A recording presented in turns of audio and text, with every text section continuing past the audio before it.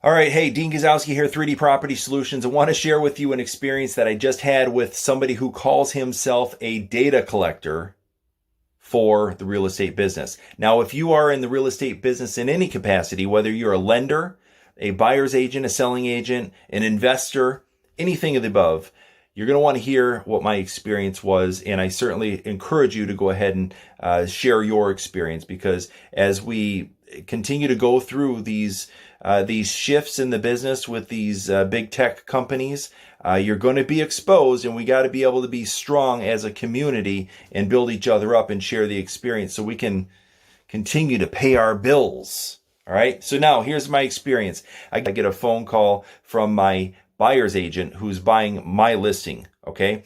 And he says, you need to you need to get in touch with this data collector and schedule the showing.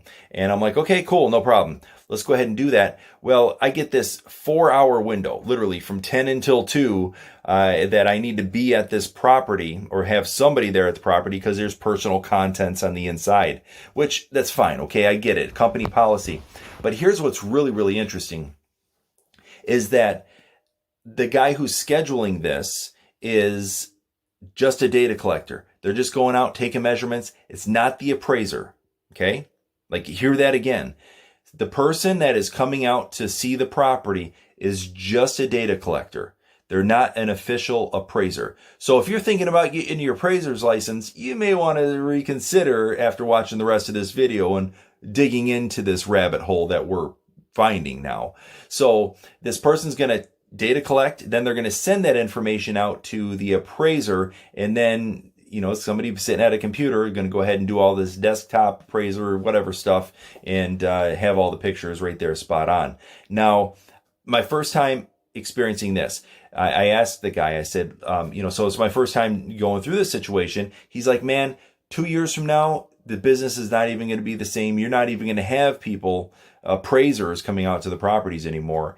And you know what? The way that this business is kind of tracking, I kind of believe him. I might believe him there. So as we're going through this, just keep your eyes and ears open for the potential opportunities in this world. Okay. If you're in the real estate world, big tech is trying to squeeze the money out of this business. They want everything virtual. Now, I've been in situations where I've done virtual walkthroughs to prove that work has been done for hard money lenders and private lenders, because you got to be able to prove, that the work's been done. And it's a way that these people can just sit at a computer, like think the movie Ready Player One, where you're there.